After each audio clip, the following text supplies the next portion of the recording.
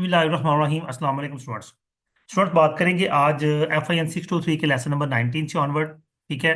मैं अभी एक बात क्लियर करता चलूँ आपको कि इसके अंदर जो लेक्चर्स होंगे, कुछ लेक्चर्स तो स्टार्टिंग के जो 3-4 लेक्चर्स हैं वो तो आपको अवेलेबल होंगे, लेकिन उसके बाद ये पूरी सीरीज में अपलोड बना के इंशाल्लाह अपलोड कर रहा हूँ। 1-2 दिन में सारी की सारी अपलोड हो जाएगी।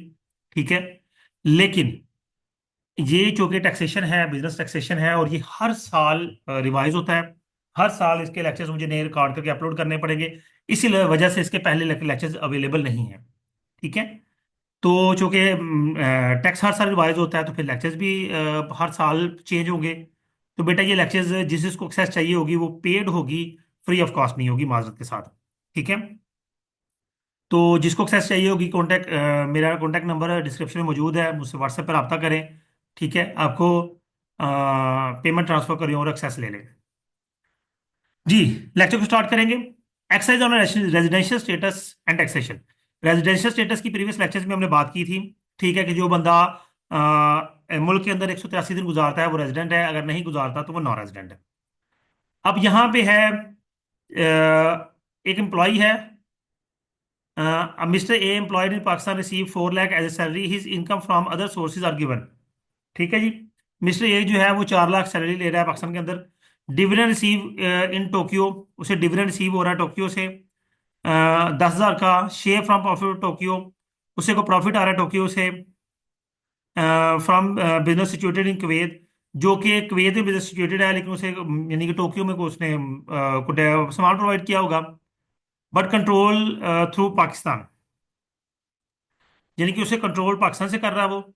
और अमाउंट उसकी है 60,000। रेमिटेंस फ्रॉम टोक्यो, टोक्यो से जो रेमिटेंस आई है वो 6 लाख है। Profit and received and earn in Pakistan on 1 August 2009 is 50,000। Calculate the gross taxable income, sorry gross total income if he is resident and non resident. पहली बात तो ये इस चीज का खास ख्याल रखिएगा कि जो टैक्स ईयर है वो स्टार्ट होता है 1 जुलाई से और एंड होता है 30 जून को। ठीक है।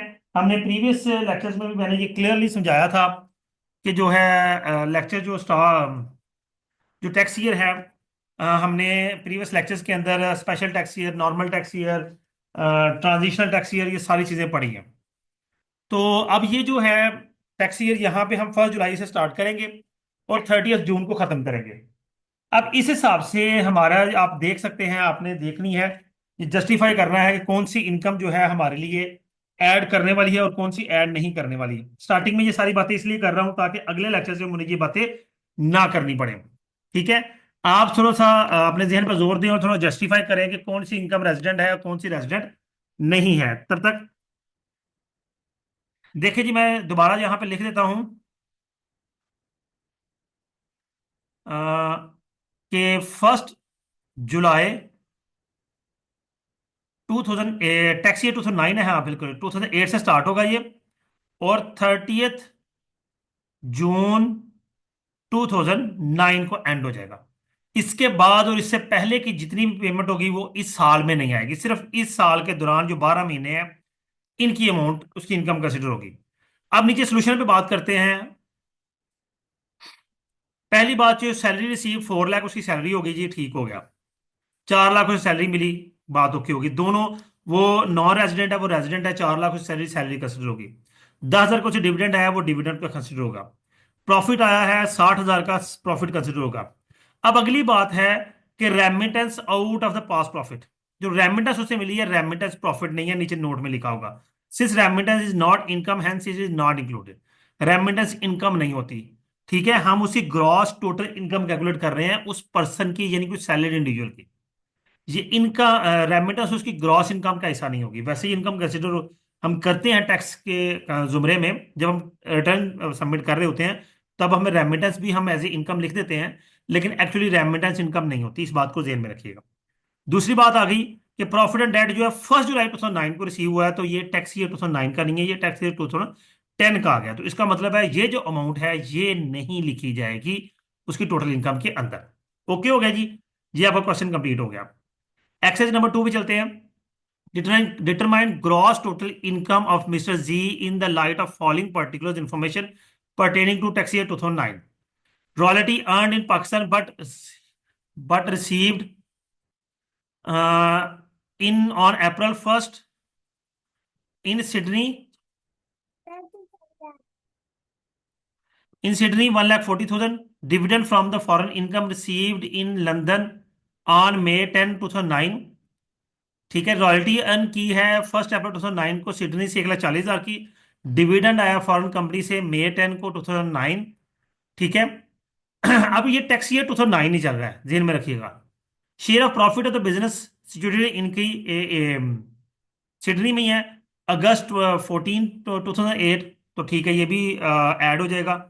शेयर ऑफ प्रॉफिट आया है 2,50,000 का। Rent for the tax year 2009 है, house house rent situated in Sydney, received there first first 2009 10 lakh. यकम 1/1/2009 को 10 लाख का रेंट रिसीव हुआ है। जी अगर रेजिडेंट है, नहीं रेजिडेंट, दोनों सूरतों में हमें बताना है। तो नीचे आते हैं, सबसे पहले तो रॉयल्टी रिसीव हुई, रॉयल्टी दोनों सूरतों में वो इसकी इनकम कंसिडर होगी। लेकिन डिविडेंड नॉन रेजिडेंट के तौर में वो कह रहा है नहीं होगा। अब डिविडेंड पीछे पढ़ते हैं दोबारा। उसने कहा जी कि dividend from the foreign company received in London on May 10, 2009। ठीक है जी, ₹1,50,000। अब पिछले क्वेश्चन में आए जहां पे एक डाउट क्रिएट हो गया। मैं आपको डाउट वो क्लियर कर दूं। देखिए, dividend receive in Tokyo 20 August from Pakistan resident company. जी डिविडेंड टोक्यो से आया, लेकिन वो पाकिस्तान रेजिडेंट कंपनी थी। तो इस सूरत में दोनों का डिविडेंड टैक्सेबल दोनों की इनकम में शामिल होगा, वो बंदा रेजिडेंट हो या ना रेजिडेंट। लेकिन यहां पे उसने ऐसा कुछ नहीं बताया। उसने कहा जी वो लंदन में कंपनी है, ठीक है, लंदन से रिसीव किया गया है।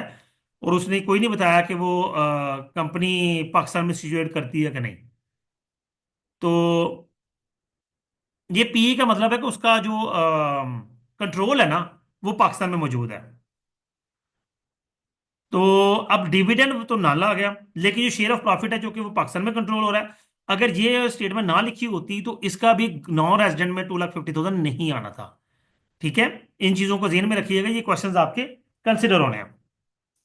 तो ये चूंकि ये जो लाइन है इसने इसको ओके किया, और प्रीवियस में भी डिविडेंड जो है वो हमारा इसलिए टैक्सेबल टोटल इनकम में आया था। यहां चूंकि डिविडेंड फॉरेन कंपनी का है जिसका पाकिस्तान से कोई ताल्लुक नहीं है, तो ये इसी वजह से नील आएगा। आगे rent for the tax year 2009, 10 lakh rent है। रेजिडेंट के लिए तो होगा, नॉन रेजिडेंट के लिए वो रेंट का कोई ताल्लुक नहीं होता। ठीक है, अगर बंदा रेजिडेंट है, उसे जहां से मर्जी रेंट आ रहा है उसने उस रेंट को टैक्सेबल करना है।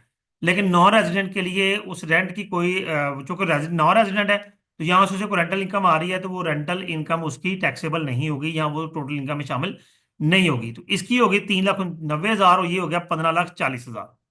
ठीक है जी, नेक्स्ट प्रोसीड करते हैं। लेसन नंबर 20 की बात करेंगे। एक्सरसाइज चल रही है हमारी। एक्सरसाइज नंबर 3 है, determine gross total income for mister A in the light of following particular information pertaining to tax year 2009।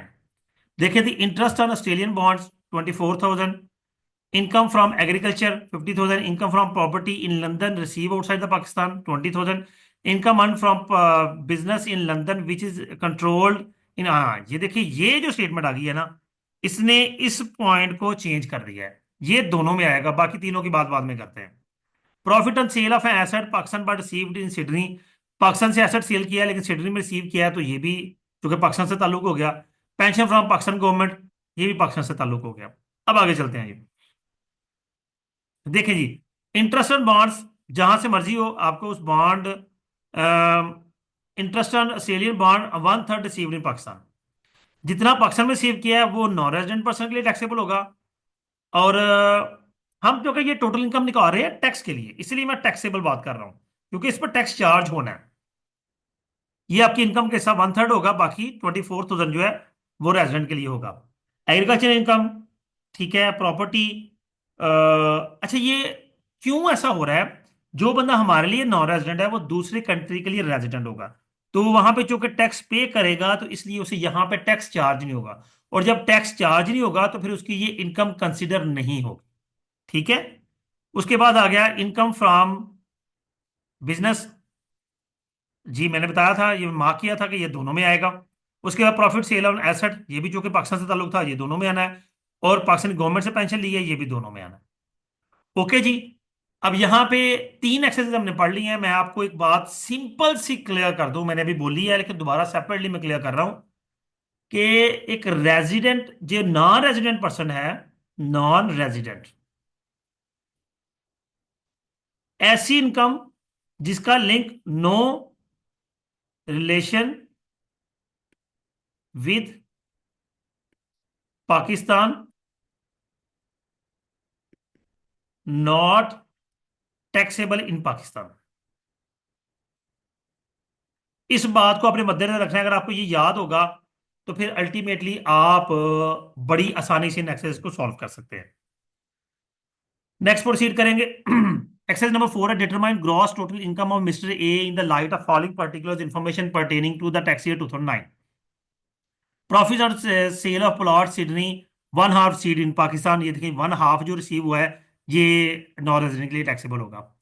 Plot cell on plot Tokyo, one half received in London. ठीक है जी, one half जो है उसने London में receive किया, तो बाकी इसका मतलब उसने पाकिस्तान में रिसीव किया है, तो वो जो पाकिस्तान में रिसीव किया है वो टैक्सेबल हो जाएगा। Salary from Pakistani company received in London. अब पाकिस्तानी कंपनी है जहां से मर्जी सैलरी रिसीव करो, one half paid rendering services, अच्छा वन हाफ सर्विसेज पाकिस्तान है तो वन हाफ ये टैक्सेबल होगी। अब इसका सोल्यूशन आप खुद सॉल्व करेंगे, मैं आपको सिर्फ चीजें बता रहा हूँ। इन interest on Australian bonds entire amount received in London, इसका पाकिस्तान से कोई ताल्लुक नहीं है। ठीक है। उसके बाद interest from property in Tokyo received there, जी इनकम ऑन प्रॉपर्टी है टोक्यो में रिसीव की है तो ये रेजिडेंट पर्सन के लिए टैक्सेबल होगी, नॉन रेजिडेंट के टैक्सेबल नहीं होगी क्योंकि वो वहां पे टैक्स पे कर रहा है। Agriculture income USA received in London but later remitted in Pakistan. 1 lakh रुपया जो है एग्रीकल्चर इनकम, वो भी चूंकि लंदन में रिसीव की है, बेशक वो पाकिस्तान में रेमिट कर ली है, रेमिटेंस उसने कर ली है, लेकिन स्टिल वो नॉन रेजिडेंट के लिए शामिल नहीं होगी। ओके हो गया। ये तीनों अमाउंट्स आ गई, ये बात मैंने आपको क्लियरली बता दी। तो ये इन तीनों का चूंकि वो बाहर टैक्स पे कर रहा है तो यहाँ पे वो शामिल नहीं होंगे। बाकी चूंकि one half one half one half तीनों का उसने, तो वो हाफ ऑफ आई है, divide by two, divide by two और डिवाइड बाय टू। ओके जी, नेक्स्ट चलते हैं। सैलरी एंड इस कंपुटेशन, लेसन नंबर 21, ये नया टॉपिक आ गया तो अभी इंशाल्लाह नए टॉपिक को नए लेक्चर में बात करेंगे। जी स्टूडेंट्स, उम्मीद करता हूँ ये लेक्चर आपके लिए अंडरस्टैंडिंग होगा। वीडियो को लाइक करना, कमेंट करना, शेयर करना हरगिज ना भूलिएगा। अपना ख्याल रखिएगा। अल्लाह हाफिज।